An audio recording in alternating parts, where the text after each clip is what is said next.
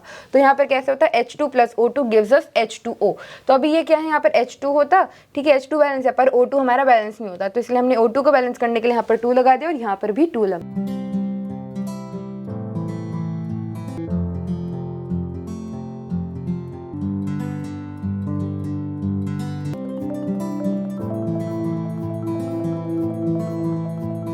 Topic है हमारा types of reactions, ठीक है। तो अब जो रिएक्शंस होते हैं उनकी भी अलग अलग टाइप्स होती है कि मतलब किस तरह से रिएक्शन हो रहा होगा, है ना। तो अब हम सबसे पहले क्या है हमारा कॉम्बिनेशन रिएक्शन। तो कॉम्बिनेशन हमें नाम से समझ आ रहा है कि मतलब कुछ चीज़ें कंबाइन करती होंगी तब जाके हमारा रिएक्शन होता होगा। तो वो क्या चीज़ें कंबाइन करती हैं वो हम एक बार देख लेते हैं यहाँ पर। जैसे कि अब आप देखो क्या लिखा है, द रिएक्शन इन विच 2 और the more reactant combine to form a single product. कैसा बनेगा हमारा प्रोडक्ट, सिर्फ सिंगल प्रोडक्ट बनेगा, पर कितनी चीज़ें कंबाइन होंगी, 2 या फिर 2 से ज़्यादा चीज़ें कंबाइन होती हैं, ठीक है। तो इसलिए यहाँ पर क्या लिखा है, 2 और more reactant combine to form a single product. तो अगर मान लो मैंने A + B लिया, ठीक है, अगर हम मान लेते हैं कि मैंने कोई A + B लिया था जिससे हमारा प्रोडक्ट बना था C, तो ये क्या हुआ हमारा कॉम्बिनेशन रिएक्शन, क्योंकि मैंने क्या करा, 2 चीज़ें ली हमने रिएक्टेंट में और हमने क्या बनाया, एक सिंगल प्रोडक्ट बनाया। इसको हम बोलते हैं कॉम्बिनेशन रिएक्शन, जिसका एग्जाम्पल है हमारा सबसे पहले बर्निंग ऑफ कोल। तो जब हम कोल को जलाते हैं तो वो भी क्या आता है, एक हमारे कॉम्बिनेशन रिएक्शन में आता है। कोल में हमें पता है कार्बन प्रेजेंट होता है, carbon in the solid form. जब हम रिएक्ट कराते हैं in the presence of air, that is O2 in the form of gas, तो हमें यहाँ पर क्या मिलता है, कार्बन डाइऑक्साइड मिलता है, जो कि हमें गैस की फॉर्म में मिलती है।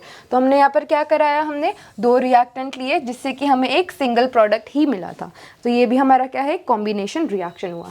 नेक्स्ट है हमारा फॉर्मेशन ऑफ वाटर। तो पानी कैसे फॉर्म होता है, ठीक है, जब 2 मॉलिक्यूल जब हाइड्रोजन के मिलते हैं in the form of gas और ऑक्सीजन के 2 मॉलिक्यूल्स मिलते हैं तो हमारा क्या बनता है, यहाँ पर वाटर बनता है। ये जो 2 है ये हमने बैलेंस करने के लिए लगाया। मान लीजिए अगर यहाँ पर 2 नहीं था तो यहाँ पर कैसे होता है, H2 + O2 gives us H2O। तो अभी ये क्या है, यहाँ पर H2 होता, ठीक है, H2 बैलेंस है, पर O2 हमारा बैलेंस नहीं होता, तो इसलिए हमने O2 को बैलेंस करने के लिए यहाँ पर 2 लगा दिया और यहाँ पर भी 2 लगा दिया।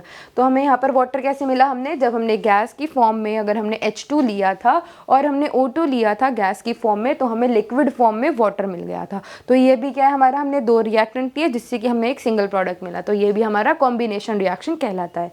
नेक्स्ट है हमारा CaO, ठीक है, CaO को हम बोलते हैं क्विक लाइम।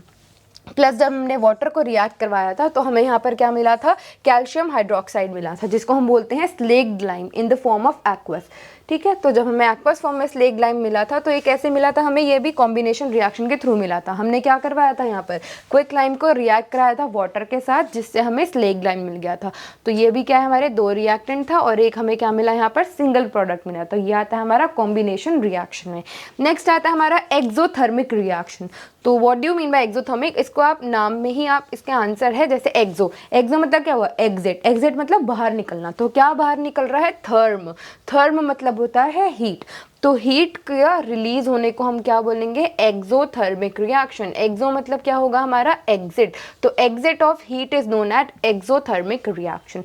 जिस रिएक्शन में हीट रिलीज होती है उसको हम बोलते हैं एक्सोथर्मिक रिएक्शन। जैसे कि reaction in which heat is released along with the formation of products is known as exothermic reaction. इसका एग्जाम्पल क्या है, बर्निंग ऑफ नेचुरल गैस, ठीक है। जैसे अब ये क्या है हमारा, CH4 को हम बोलते हैं मिथेन, ये है हमारा methane, methane in the form of gas plus in the presence of air, that is O2। Gas की फॉर्म में हम जब हमने रिएक्ट करवाया था तो हमें यहाँ पर क्या मिला था, कार्बन डाइऑक्साइड, वाटर और हीट। तो यहाँ पर हमने क्या देखा कि यहाँ पर क्या रिलीज हुई है, हीट रिलीज हुई है। हीट रिलीज होने को हम क्या बोलते हैं, एक्सोथर्मिक रिएक्शन। एक्सो मतलब एग्जिट, थर्म मतलब हीट। तो एक्सोथर्मिक रिएक्शन, हीट जब रिलीज होती है। तो अगर आप देखोगे नेचुरल गैस वाले में तो यहाँ पर क्या हुई है, हीट भी रिलीज हुई है, पानी भी आया है, दैट इज वाटर, और कार्बन डाइऑक्साइड भी आई है। तो हीट मेन था हमारा, तो हीट रिलीज हुई, इसलिए हमने इसको क्या बोला कि ये क्या हमारा एक एक्सोथर्मिक रिएक्शन है। नेक्स्ट है हमारा एग्जांपल रेस्पिरेशन। जो हम रेस्पायर करते हैं उसमें भी क्या होता है, एक्सोथर्मिक रिएक्शन है। जब हम रेस्पायर करते हैं तो हमें पता है लाइक थोड़ी सी हीट रिलीज होती है कुछ अमाउंट में। तो ये क्या हमारा C6H12O6, this is glucose, plus जब ये O2 के साथ रिएक्ट करता है तो हमें यहाँ पर क्या मिलता है, carbon dioxide in the aqueous form, water और थोड़ी एनर्जी। एनर्जी को हम क्या बोल सकते हैं, हीट बोल सकते हैं, ठीक है। मतलब जो हीट होती है ना वो भी एक प्रकार की एनर्जी ही होती है। तो इसलिए आप क्या बोल सकते हो, heat in the form of energy क्या हो जाती है, थोड़ी सी रिलीज हो जाती है। तो ये हमारे एक्सोथर्मिक रिएक्शंस के एग्जांपल हैं। तो अब देखो सेकंड रिएक्शन हमारा कौन सा है, डीकम्पोजिशन रिएक्शन। तो सेकंड डीकम्पोजिशन मतलब क्या होता है, डीकम्पोज मतलब होता है कि कोई एक चीज़ जो है वो दो से ज़्यादा चीज़ों में क्या हो जाएगी, ब्रेक हो जाएगी या फिर स्प्लिट हो जाएगी, उसको हम बोलते हैं डीकम्पोजिशन रिएक्शन, मतलब डीकम्पोज हो जाना। जैसे अगर आप देखोगे कोई ए हमारे पास कोई रिएक्टेंट था, ठीक है, जो कि ब्रेक हो गया था B+C या फिर उससे भी ज़्यादा मतलब ब्रेक हो सकता है, ठीक है, दो या फिर दो से ज़्यादा चीज़ों में अगर कोई चीज़ स्प्लिट हो जाती है किसी एक रिएक्टेंट से, तो उसको हम क्या बोलते हैं, डीकम्पोजिशन बोलते हैं। मतलब कि हमारा क्या था, रिएक्टेंट हमारे पास एक था और प्रोडक्ट मतलब जो बना है हमारा वो कितना सारे हैं, मतलब हमारे पास आए हैं कंपोनेंट्स, मतलब काफ़ी सारी चीज़ों में वो स्प्लिट हो गया है। वहीं अगर हम बात करेंगे कॉम्बिनेशन रिएक्शन की, जो कि अभी हमने इससे पहले वाला पढ़ा था, तो कॉम्बिनेशन रिएक्शन में ऐसा नहीं होता। कॉम्बिनेशन में क्या होता है, इसका उल्टा होता है कि मतलब A+B था, दो या फिर दो से ज़्यादा चीज़ें कंबाइन करके कोई एक चीज़ बना रही थी, मतलब उसमें हमें क्या मिल रहा था, कोई सिंगल प्रोडक्ट मिल रहा था। तो ये क्या हमारा दो चीज़ें कंबाइन करके एक सिंगल प्रोडक्ट बनाती है, इसको हम कॉम्बिनेशन बोलते हैं। कंबाइन मतलब होता है मिलकर कुछ एक चीज़ बनाना, दैट इज कॉम्बिनेशन रिएक्शन। वहीं अगर आप डीकम्पोजिशन देखोगे तो उसमें कोई एक चीज़ क्या होती है, अलग अलग चीज़ों में स्प्लिट हो जाती है, ब्रेक हो जाती है, उसको हम बोलते हैं डीकम्पोजिशन रिएक्शन। जैसे आप देखो यहाँ पर क्या लिखा है, the reaction in which a compound splits into two और द मोर केमिकल सब्सटेंसेस और the simple substances is known as the decomposition reaction. यही मतलब है कि एक चीज़ जो है, मतलब रिएक्टेंट एक होगा और वो किस में स्प्लिट हो जाएगा, दो या फिर दो से ज़्यादा चीज़ों में स्प्लिट हो जाएगा, उसको हम बोलते हैं डीकम्पोजिशन रिएक्शन। अभी जो डीकम्पोजिशन है इसको हम थर्मल डीकम्पोजिशन से भी करा सकते हैं और इलेक्ट्रोलाइटिक डीकम्पोजिशन से भी करा सकते हैं। अभी जो थर्मल डीकम्पोजिशन है, तो थर्म मतलब क्या होता है, हीट। तो अगर हम हीट से अगर हम डीकम्पोजिशन कराएंगे उसको हम बोलते हैं थर्मल डीकम्पोजिशन रिएक्शन। तो देखो थर्मल डीकम्पोजिशन में क्या होगा, when decomposition is carried out by heating, अगर हम हीट कर कर उसको क्या कर देते हैं, डीकम्पोज कर देते हैं, तो उसको हम बोलते हैं थर्मल डीकम्पोजिशन।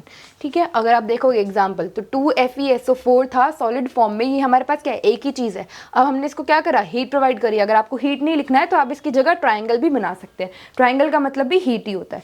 तो अगर आपने हीट करा तो इसको हमें यहाँ पर क्या मिला, Fe2O3 मिला, जिसको हम बोलते हैं फेरिक ऑक्साइड, जो कि रेड ब्राउन कलर की होती है। और यहाँ पर जो था हमारा फेरस सल्फेट, फेरस मतलब होता है आयरन, तो फेरस सल्फेट जो था वो हमें कौन से कलर का मिला था, ग्रीन कलर का। जब हमने हीट प्रोवाइड करी तो वो रेड कलर में बदल गया, दैट इज फेरिक ऑक्साइड में बदल गया।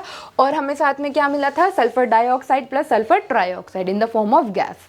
तो ये क्या हमारा कोई एक चीज़ थी, एक रिएक्टेंट था, हीट करने के बाद क्या हुआ, ये दो या फिर दो से ज़्यादा चीज़ों में स्प्लिट हो गया, इसको हम बोलते हैं थर्मल डीकम्पोजिशन। अब ये हीट से हुआ इसलिए हम इसको क्या बोलेंगे, थर्मल डीकम्पोजिशन बोलते हैं। अगर ये सिंपल होता तो इसको हम बोलते हैं डीकम्पोजिशन। ठीक है, अब नेक्स्ट अगर आप देखोगे इसका एग्जाम्पल है एक हमारा लाइमस्टोन। लाइमस्टोन का फॉर्मूला क्या होता है, CaCO3, और इसको हमने क्या करा, यहाँ पर हीट प्रोवाइड करी है, इसलिए हम इसको क्या बोलेंगे, थर्मल डीकम्पोजिशन।